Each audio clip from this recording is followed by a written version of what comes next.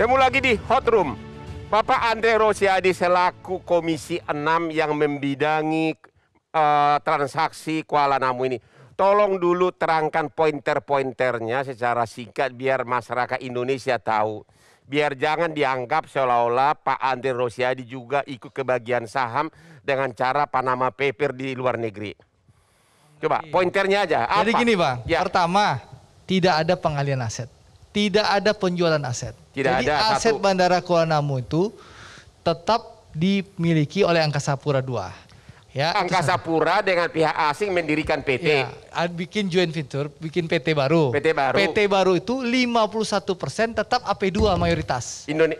Angkasa Pura. Mayoritas 51% Angkasa Asing Pura apa II. 59%? Ya, GMR itu 49%. Lalu, Dari India, dari mana itu? Dari India. Dia pengelola bandara New Delhi, Hyderabad dan Jadi mendirikan termasuk perusahaan joint venture. Iya. Mereka mengelola bandara. Betul. Dan sebagai joint venture mereka berhak mengutip semua Ya. uang-uang Mereka iuran bandara. mengelola dan itu nanti keuntungannya dividennya distorkan ke AP2. AP2 dapat hak 51%. Asingnya 49%.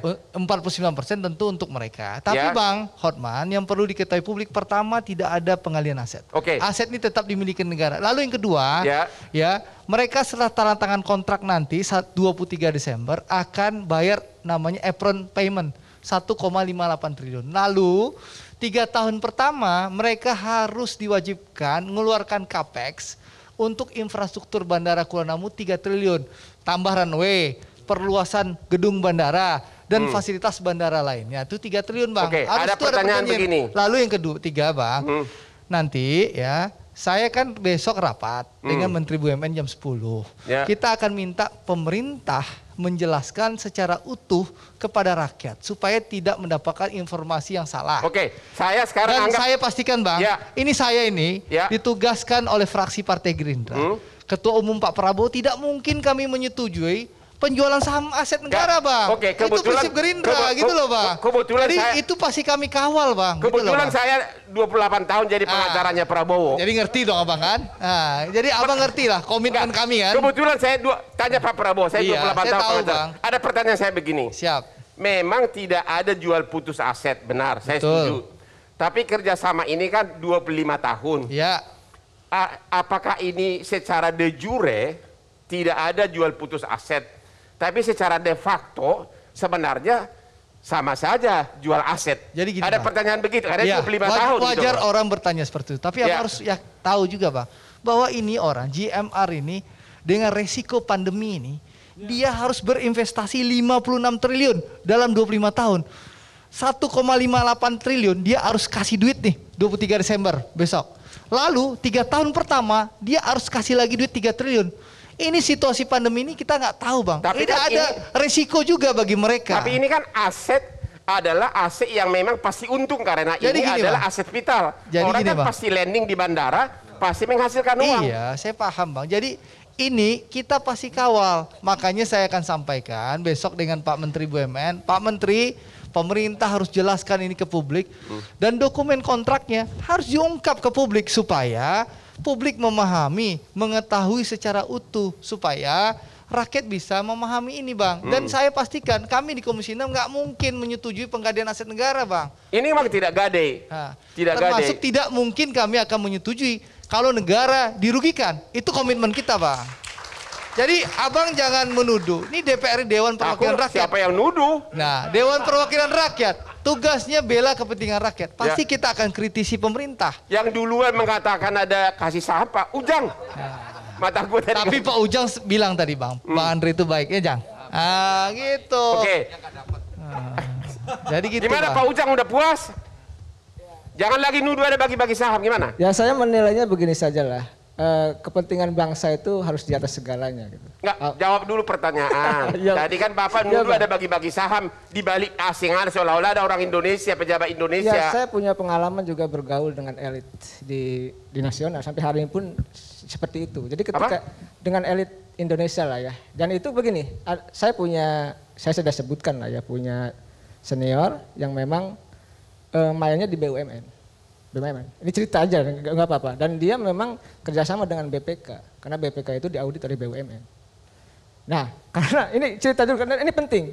Terus disitulah sebenarnya ada permainan, mohon maaf, persoalan keuangan ya BUMN yang mohon maaf diduga gitu ya ke sana kemari ke sini. Ini pengalaman saya saja. Tapi Oh, saya ada kasus lain. tidak menuduh. Nah, oleh karena itu nih hati-hati gitu kan. Kontrol kita Tapi harus boleh nggak tegas, Bang, gitu. informasi ini sampaikan ke kami di Komisi 6, kami akan investigasi BUMN mana yang berani macam-macam itu, pejabat mana yang macam-macam itu, supaya kita minta Pak Menteri BUMN pecat itu, pejabat BUMN yang berani aneh-aneh seperti itu. Yang Gitu, kedua, Jang. oke. Tolong informasikan ke kita setelah acara, biar kami investigasi. Kita dorong Menteri BUMN memecat pejabat yang seperti itu. Kalau itu kan merugikan negara, Bang. Ya. Yang disampaikan Ya. Saudara Ujang. Nah, jadi ada hal-hal yang memang jangan gini, jangan seolah-olah ini baik semua, benar semua gitu kan, seolah-olah tidak ada enggak. apa-apa. Kita Nah, ini juga harus kita akui awasi Bang. bahwa ada masalah, Nurul. Pak. Nah, oleh karena itu saya ya sebagai akademisi lah, ya katakanlah akademisi baru kemarin lah ya, beda dengan Prof guru saya beliau ya. Artinya mewanti-wanti, hati-hati ini pengelolaan uang yang besar. Arahnya apa, kemana, ini juga menjadi penting. Kalau untuk kepentingan bangsa dan negara ya oke, kita sepakat untuk itu. Tapi ada apa di belakang itu kan harus kita kaji. Nah ini benar. Bapak belum puas juga nih. Tapi nggak apa-apa Bang, masukan Iya, Bang. Ujang ini Bang, tentu akan jadi masukan kita di Komisi 6 DPR. Saya, Pak Martin, Bu Nevi nanti tentu akan mengawal ini. Oke, Pak Baik, Deswin. terima kasih Bang Andri. Pak Deswin, saya Siap, sudah Pak dengar, Ujang. saya sudah dengar keterangan Pak Andre Rosiadi. Bapak sudah setuju atau tidak? Pak Deswin? Belum bisa dipastikan juga Bang, kita dalamin dulu Bang. Oke, belum bisa dipastikan. Terima kasih. Ya. Pak Toto gimana? Ya, prosesnya itu kan terbuka. Ya. Jadi kan pada saat mereka melakukan ini kan tentu ada semacam beauty contest. Ya. JMR kan bukan satu-satunya calon. Ya. Yang kemudian pada saat Angkasa Pura II melakukan proses beauty contest ini. Jadi kalau kemudian panelnya sudah terdiri atas banyak orang, banyak pihak, mewakili semua stakeholders, dan kemudian dimenangkanlah misalnya yang potensialnya adalah JMR misalnya, tentu ini sudah melalui proses yang berlapis begitu ya. Sehingga harapannya ini adalah the best investor yang memang akan membantu untuk Oke, pengembangan. gimana dengan bandara-bandara yang kecil? Kenapa Nah. hanya Kuala Namu? Nah tentu kan investor melihat ya, tentu kan nggak ada juga makan siang gratis lah kira-kira gitu ya. Tentu kan dia harus ngelihat dong, kalau kami invest di sini, kira-kira returnnya kayak gimana. Kan itu harus dilihat. Begitu. Sehingga pada saat Angkasa Pura memutuskan beberapa bandara-bandar besar ya, dikerjasamakan dengan operator global untuk airport ini saya kira adalah Pak Alvin Lee, selain Langkah Kuala Namu strategis, mana ya? yang cocok? Yang punya prospek juga seperti ini? Sebetulnya Pak Hotman ini sudah menjawab pertanyaannya sendiri, statementnya sendiri. Bahwa tidak semua bandara itu pasti menguntungkan. Nggak ada bisnis yang pasti menguntungkan. Coba sebutkan nama, selain Kuala Namu siapa, mana lagi calon yang Saya cocok? nggak bisa menjawab Pak. Jadi gini, untuk pengelolaan bandara itu penghasilannya dari traffic. Kalau Kuala Namu ini tetap pada kapasitas 8 juta, 10 juta, investasi 56 triliun ini nggak akan balik. Dan 25 tahun untuk pengelolaan bandara ini adalah jangka waktu yang pendek karena membangun bandara itu bukan bandaranya saja tapi ekosistemnya. Ya. Integrasi dengan lingkungan industri, perdagangan, kemudian jalan akses dan sebagainya. 25 tahun ini bukan waktu yang panjang. Nah, untuk itu saya yakin mereka JMR ini tidak akan menaruh uangnya dalam 25 tahun.